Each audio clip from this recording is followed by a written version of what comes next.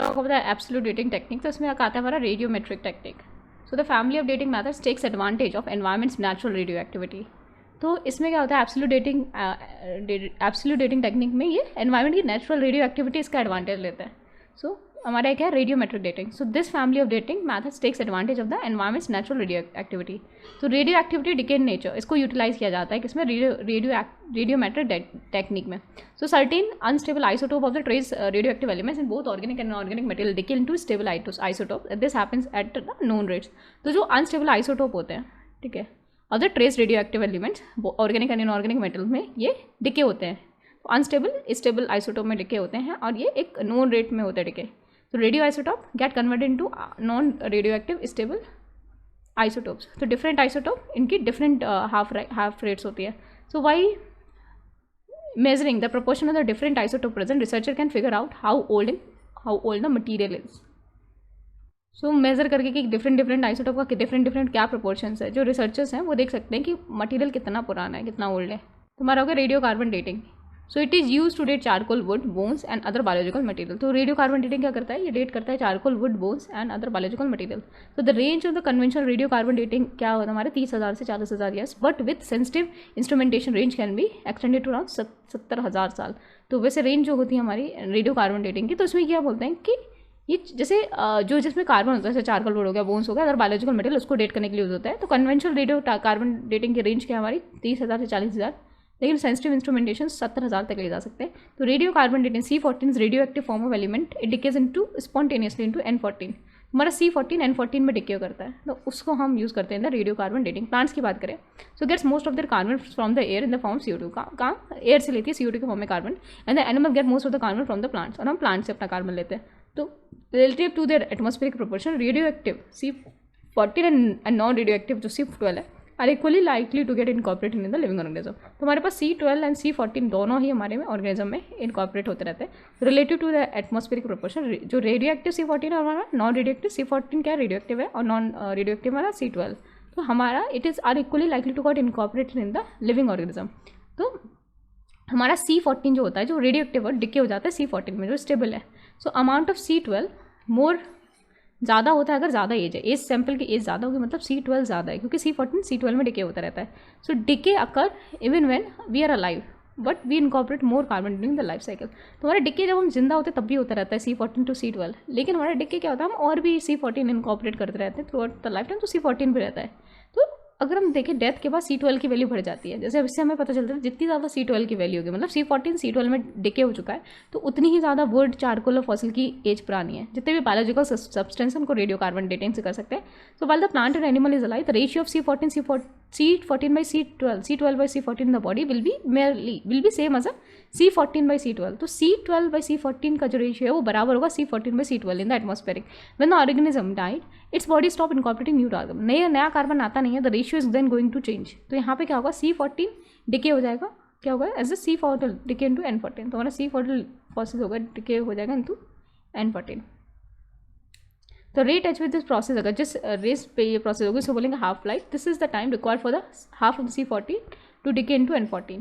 So the half life जो अगर हम देखें C14 की कितनी है 5730 years. So half life of the C14 is 5370 years. The scientist can estimate how many years have elapsed since the organism died by comparing C14 by C12 ratio in the remains when the ratio in the atmosphere in the remains with the ratio in the atmosphere. तो scientist estimate कर लेंगे कि C14 C12 का ratio कितना है, उस हिसाब से एज बता पाएंगे. सो ये सिर्फ फॉसिल के लिए होता है. एज कितनी होती है, अराउंड 30,000 to 40,000 अप टू 70,000 पता लगा सकते हैं. C14 हमारे किस में चेंज होता है, N14 में, ना कि C12 गलत है, N14 में चेंज होता है C14. तो ये C14 का अनस्टेबल है, N14 है, तो C14 बाई N14 चेंज हो जाता है. पोटेशियम आर्गन डेटिंग की बात करें तो argon 14 is form in the rock by radio active decay of potassium 14. तो आर्गन 14 कैसे बनता है, रेडियो एक्टिव डिके हो जाता है, रेडियो आइसोटोप K14 का डिके होता है, तो हमारा आर्गन 14 बनता है. So the amount of the argon form in the proportion to the half life of K14 which is 1.3 billion years. तो कितना आर्गन फॉर्म होता है in the proportion to half life of K14, कितना half life कितनी है इसकी 1.3 billion years ago. तो age range is important. Carbon dating में आप अप टू 70,000 तक जा सकते हो, लेकिन आप आर्गन डेटिंग का यूज़ करें 1.3 बिलियन ईयर्स तक आप एज पता कर सकते हो. So we can use for older dating for enough, क्योंकि इनफ आर्गन बनने के लिए we need time. So why dating can't be use for very old fossil. Carbon dating बहुत ओल्ड फॉसिल के लिए क्यों नहीं यूज़ कर सकते? बिकॉज हाफ लाइफ कल है कार्बन डेटिंग की. And how simple can be use for, कितना पुराना आप सैम्पल कार्बन डेटिंग का यूज़ कर सकते हो? 70,000 तक maximum. In other words 1.3 billion years of half life of K14 to be converted into argon 14. मतलब अगर आपको हाफ K14 को अगर आर्गन 14 में कवर करना है, सिर्फ हाफ ऑफ K14, तो K14 का सब जितना अमाउंट है उसका हाफ अगर आर्गन 14 में कवर करना है तो कितना सा लगेगा? 1.3 billion years ago. This method is generally applicable only to the rocks greater than 3 million years ago. तो जो रॉक 3 मिलियन साल से ज़्यादा पुराने हो उनमें ये आर्गन डेटिंग हम लगाते हैं. 30 लाख साल से ज़्यादा पुराना हो. ऑल्दो हम बहुत ही सारे सेंसिटिव इंस्ट्रूमेंट अगर यूज़ करें तो rocks of a few lakhs year old में भी डेटेड. तो फ्यू लैक्स ईयर्स ओल्ड मतलब 1 to 3 lakh years old in rocks को भी डेट कर सकते हैं अगर हम सेंसिटिव इंस्ट्रूमेंट यूज़ करें. तो reason of such old material is required is that it takes very long time for accumulate enough carbon 14 to be measure accurately. हम इतनी रिसेंट चीज़ नहीं, बहुत ही पुरानी चीज़ को इसमें कर पाते हैं बिकॉज बहुत ज़्यादा टाइम चाहिए होता है इनफ आर्गन 14 एक्यूमुलेट हो जाए कि आप उसको टेस्ट कर पाओ. So K14 argon dating has been used to date volcanic layers के लिए यूज़ होता है. Above and below fossils, single crystal argon dating और आर्गन डेटिंग. तो ये किसके? वॉल्केनिक लेयर्स के लिए यूज़ होता है हमारा के आर्गन डेटिंग. फिर सिंगल क्रिस्टल आर्गन और डेटिंग और आर्गन डेटिंग. तो अभी हमने पोटेशियम आर्गन डेटिंग देखिए. अब देखेंगे आर्गन डेटिंग और single crystal argon dating. There is also the amount of argon 14 formed by radioactive decay of K14 is measured. यहाँ पे भी कितना आर्गन 14 बना है K14 के डिके से. K14 डिके होकर आर्गन 14 बनाते हैं. कितना डिके हो वही मेजर करते हैं. But here we only measure the amount of K14 argon form. इसमें सिर्फ आर्गन देखते हैं हम, ना ही पोटेशियम देखते हैं. It is comparatively simple and we require less amount of the sample than K argon dating में ज़्यादा सैंपल्स इसमें कम चाहिए. फिर हमारा तो यूरेनियम सीरीज डेटिंग. तो relies on the fact that the radioactive uranium isotope begin into series of unstable series of daughter isotope. हमें पता है यूरेनियम जब डिके होता है एक आइसोटोप में कन्वर्ट नहीं होता है, सीरीज ऑफ डॉटर आइसोटोप में कन्वर्ट होता है. So this process continues until a stable non radioactive isotope lead isotope and a non radioactive lead isotope is form. तो यूरेनियम डिके होता रहता है जब तक non radioactive lead isotope is form. उससे नहीं तो सिस्टर डॉटर आइसोटोप में प्रयोग होता है. तो यूरेनियम की अलग अलग डॉटर आइसोटोप की अलग अलग हाफ लाइफ है. Different daughter radioactive daughter isotope की हैव डिफरेंट लाइफ. तो ये यूनिक एडवांटेज देता है यूरेनियम डेटिंग में. तो daughter have relatively short half life होती है ranging from a few lakh years only to few years. So parent isotope have a half life of several billion years. This provides a wide range of dating. तो आपको बहुत recent और बहुत पुरानी अगर कोई चीज़ हो उसको भी पता कर सकते हो यूजिंग यूरेनियम डेटिंग. तो uranium series have been use for date uranium rich rocks. यहाँ से अच्छे से डेट कर सकते हैं. For example deep sea sediments हो गए, शेल्स एंड बोन्स, जहाँ पे यूरेनियम होता है वहाँ पे you can use this technique. देखो रहा था हमारा फिजन ट्रैक डेटिंग में क्या होता है? Radiometric technique based on analysis of the damage tracks left by the fission fragments in a certain uranium bearing mineral and glasses. तो यूरेनियम बेयरिंग मिनरल कुछ फिजन हो जाता है, कुछ क्रैक्स बन जाते हैं, उनको देख के हम निकालते हैं. फॉर एग्जाम्पल ये यूरेनियम है तो ये डिके करेगा. तो रॉक यूरेनियम का बना है, ये डिके करेगा तो रॉक डिके करेगा डिजाइन फॉर्म ऑफ रॉक. ठीक है. तो यहाँ पे डिफरेंट पैटर्न बनेगा. फिजन होगा तो यूरेनियम रॉक पे डिफरेंट पैटर्न्स बनेंगे. तो fission track dating is relatively simple method of radiometric dating. तो ये सिंपल मेथड है फिजन ट्रैक डेटिंग. तो इसमें क्या होता है? Based on analysis damage trail. इसमें डैमेज ट्रेल देखे थे किस तरीके का डैमेज हुआ है रॉक पे, उसको देख के आप रेडियो डेटिंग करते हो. उसको बोलते हैं फिजन ट्रैक डेटिंग. जहाँ पे फिजन हुआ उस ट्रैक को डेट करना तो बोलते हैं फिजन ट्रैक डेटिंग. होता है पैक्ड चार डेटिंग.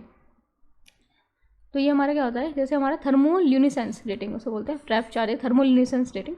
तो जो हमारा रॉक होता है वो ट्रैप करता है चार्ज. तो चार्ज ट्रैप करेगा तो when it is expose to heat और solar radiation it will radiate the charge. तो हमारा जो रॉक होता है वो चार्ज को क्या करता है? ट्रैप कर लेता है. और जब इस पर आप लाइट डालोगे तो ये रेडिएट करेगा. क्यों करेगा? ड्यू टू वोल्केनिक एक्टिविटी या सोलर रेडिएशन की वजह से ये ताप चार्ज को बाहर निकालेगा. तो when expose to underground not expose to solar radiation. जब ये अंडरग्राउंड रह जाएगा सपोज रॉक तो ये सोलर रेडिएशन नहीं होंगे. तो satellite rock like quartz are particularly good at trapping electron. जो सैटेलाइट जो सिलिकेट रॉक्स होता है जैसे क्वार्ट्ज हो गया, क्वार्ट्ज ये काफ़ी अच्छे होता है, ये इलेक्ट्रॉन्स को बहुत अच्छे से ट्रैप कर लेते हैं. तो some thermoluminescence measure the accumulate radiation dose which is determined by the time elapsed since the material containing crystalline material is either heated, volcanic activity or exposed to sunlight. तो आप ये बता सकते हो कब से मटेरियल कितने दिन से सनलाइट है. तो थर्मोल्यूमिनेसेंस जब आप उस पर डालोगे तो जितना इलेक्ट्रॉन्स निकलेगा तो पता चल जाएगा ये कितना पुराना रॉक है. ठीक है. Setting the clock to 0. So time buried till date.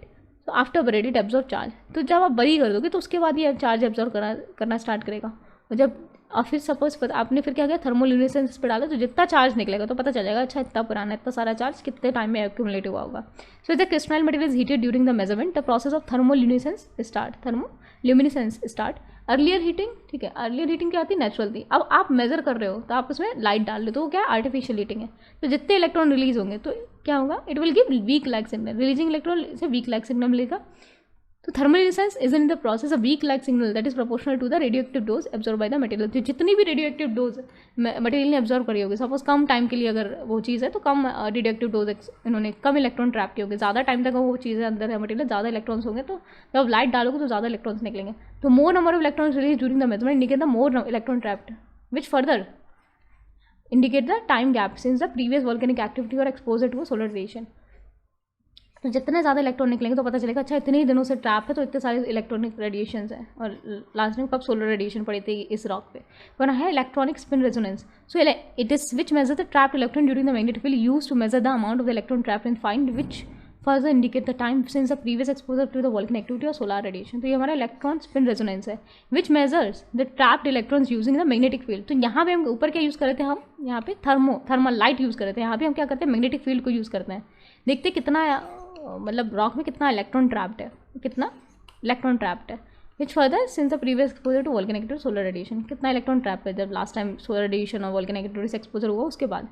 तो ये सेम चीज़ है इलेक्ट्रॉन स्पिन रेजोनेंस एंड हमारे जो है ये this one thermoluminescence rating. Trap charge rating में दो है, थर्मोल्यूमिनेसेंस रेटिंग, एक हमारी इलेक्ट्रॉन स्पिन रेजोनेंस रेटिंग. तो दोनों में ही हम चार इलेक्ट्रॉन को देखते हैं कितना ट्रैप्ड है. एक को हम थर्मल लाइट यूज़ करके, दूसरे में हम मैग्नेटिक फील्ड का यूज़ करके. फिर एक होता है डेंड्रोक्रोनोलॉजी. सो वुड में होता है ये, वुड में क्या होता है, it is based on the fact that trees produce one growth ring each cycle. तो हर एक साइकिल में एक ग्रोथ रिंग प्रोड्यूस करता है ring. Narrow ring grow in old region and dry years. तो जो नैरो रिंग होती है पतली सी बनती है वो कोल्ड एंड ड्राई ईयर्स में बनती है. Wide ring in warm years. तो कोल्ड एंड ड्राई ईयर में आपकी बनेगी नैरो रिंग और वाइड रिंग आपकी जो नैरो रिंग बनेगी वाइड रिंग तो बहुत बड़ी रिंग बनेगी. कब बनेगी, in the warm years with plenty of the moisture. तो मॉइस्चर में वार्म रिंग बनेगी.